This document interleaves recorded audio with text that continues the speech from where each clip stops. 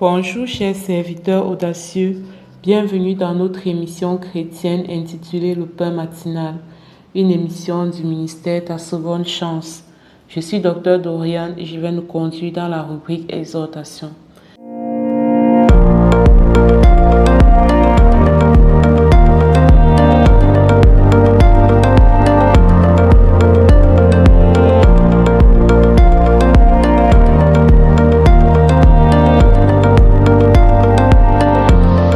Alors, bien-aimés dans le Seigneur, chers serviteurs audacieux, ce matin, l'exhortation de ce jour s'intitule « Ne te compromets pas ».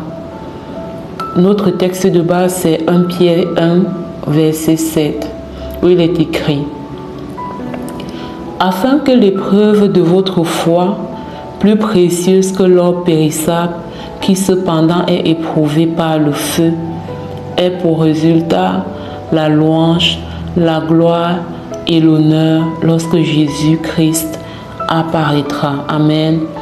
Donc, en fait, ce que ce verset nous dit, c'est que notre foi va être éprouvée. Si l'or est éprouvé par le feu et notre foi qui est encore plus précieuse que l'or, sera aussi éprouvée.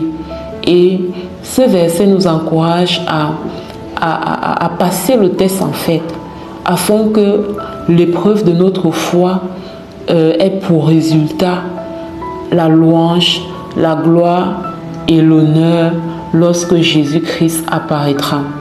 D'où le thème de cette exhortation, ne te compromets pas, parce que en temps de difficulté, c'est facile de se compromettre.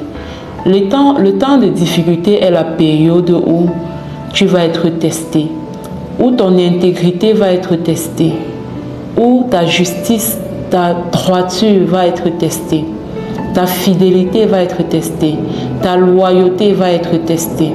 C'est dans les temps difficiles que ta foi va être éprouvée, Et si tu décides de ne pas te compromettre, si tu décides de passer par le feu, de supporter l'épreuve sans renier à tes valeurs, sans renier à ta foi, sans renier à qui tu es, alors cette épreuve de ta foi aura pour résultat la louange, la gloire et l'honneur lorsque Jésus-Christ apparaîtra. Si tu es une personne, tu as des défis conjugaux, et se compromettre ici sera par exemple de se mettre à chatter avec un autre homme ou avec une autre femme, et même à aller plus loin en commettant l'adultère avec cette personne. Tu vois que tu seras en train de te compromettre. Quand il y a des défis conjugaux, c'est facile.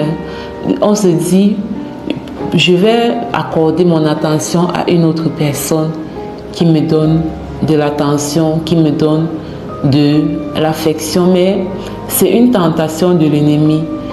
Une tentation à laquelle, si tu cèdes, tu seras en train d'échouer l'épreuve de ta foi. Et le résultat de cette épreuve-là ne sera pas la louange, ne sera pas la gloire, ne sera pas l'honneur, mais ça va être tout ce qu'il y a de malheureux. Et je le dis ceci, ce n'est pas pour te juger, c'est pour t'encourager, toi qui traverses des défis, et dans ton couple, il y a des gens qui te parlent, il y a des hommes qui te parlent, ne les écoute pas en fait, ne les écoute pas. Reste ferme dans l'épreuve de la foi, endure l'épreuve de ta foi, en gardant le regard toujours fixé sur le Seigneur. Et cette épreuve de ta foi va produire tout ce qui est louable, tout ce qui est admirable. Tout ce qui est admirable, tu vois. Maintenant, il y a d'autres situations, parfois c'est le manque financier. Tu traverses une situation de désert financier, et à côté de toi, il y a plein de tentations pour avoir de l'argent facilement. Mais tu sais que ces façons, en fait, n'honorent pas l'Éternel. tu sais que ces façons en fait ne glorifient pas Dieu, alors ne cède pas, mon frère. Ne cède pas, ma soeur. Oui, ça va t'aider à résoudre ce problème ponctuel que tu as, mais ça va corrompre ta relation avec Dieu.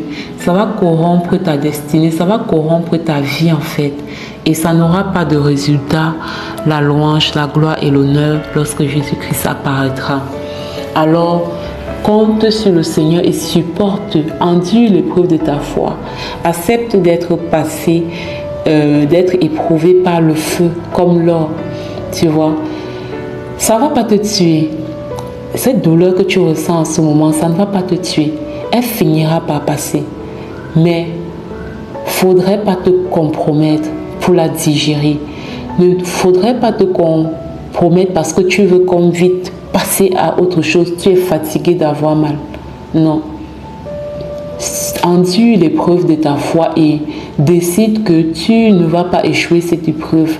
Décide que tu vas sortir de là étant victorieuse. Décide que tu vas sortir de là en continuant à honorer Dieu. Ne te compromets pas.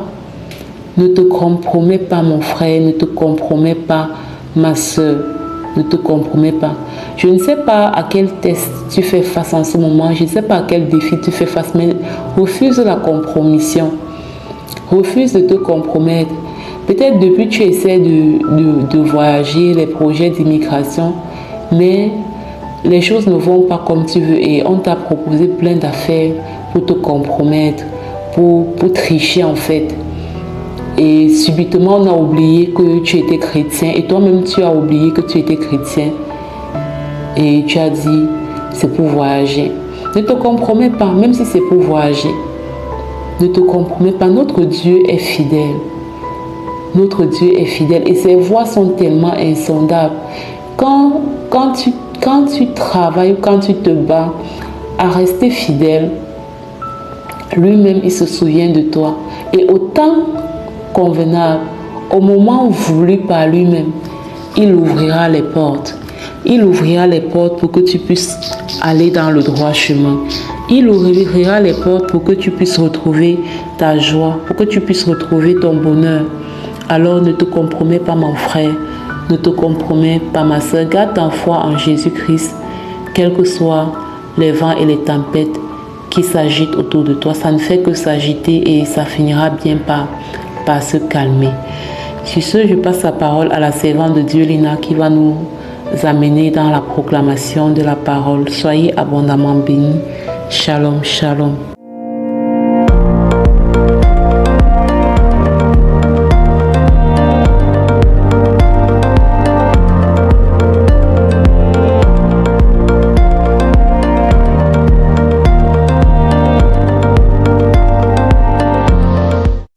Bienvenue dans cette deuxième partie de l'émission Le Pain matinal du ministère Ta Seconde Chance. Ici Lina pour la parole proclamée, déclarée et envoyée en mission. Bien-aimés, la parole que le Seigneur nous donne aujourd'hui est sortie du livre des Galates, chapitre 6, verset 17, où il est écrit « Que personne désormais ne me fasse de la peine, car je porte sur mon corps les marques de Jésus. » Que personne désormais ne me fasse de la peine, car je porte sur mon corps les marques de Jésus. Bien-aimés, nous allons nous concentrer sur la deuxième partie de ce verset, car je porte sur mon corps les marques de Jésus. Et sur la base de cette parole, nous allons proclamer aujourd'hui. Mais bien avant, écoutons ceci. Alors que nos enfants reprennent le chemin de l'école, souvenons-nous qu'ils ne sont pas seuls. Ils portent la marque de Jésus, une marque de protection, de victoire et de distinction. Dans un monde où la pression, la comparaison et les tentations sont fortes, nos enfants ne sont pas définis par leurs notes, ni leurs limites, ni leurs faiblesses, mais ils sont définis par l'identité qu'ils ont en Jésus-Christ. Comme parents, nous les confions à celui qui les a scellés de son sang. La rentrée scolaire n'est pas une menace, mais une opportunité de manifester la gloire de Dieu à travers la sagesse de nos enfants, à travers leur intelligence et leur caractère. Bien-aimés dans le Seigneur, proclamons sur la base de la foi. Je proclame et je déclare que mes enfants sont protégés par le sang de Jésus. Je proclame que mes enfants portent la marque de Jésus et sont mis à part pour sa gloire au nom puissant de Jésus-Christ. Je proclame et je déclare que l'intelligence divine repose sur mes enfants. Je proclame que mes enfants sont des têtes et non des queues au nom puissant et glorieux de Jésus-Christ. Je proclame et je déclare que mes enfants sont excellents dans leur étude par la grâce de Dieu. Je déclare et j'établis que mes enfants sont gardés des mauvaises influences au nom puissant et glorieux de Jésus-Christ. Je proclame et je déclare que mes enfants marchent dans la sagesse et le discernement au nom de Jésus. Je décrète et j'établis que la paix de Jésus-Christ règne dans le cœur de chacun de mes enfants. Je proclame qu'ils sont des lumières dans leur école. Ils marchent sur le lion et l'aspic et rien ne peut les nuire. Je proclame et je déclare que mes enfants sont en bonne santé durant toute cette année scolaire. Je proclame qu'ils sont protégés des distractions et de la confusion au nom puissant et glorieux de Jésus-Christ. Je proclame et je déclare que mes enfants gardent leur identité en Christ avec assurance. Ils servent l'Éternel et je suis fier d'eux au nom puissant de Jésus-Christ. Je proclame et je déclare que mes enfants développent des dons et talents pour servir Dieu au nom de Jésus.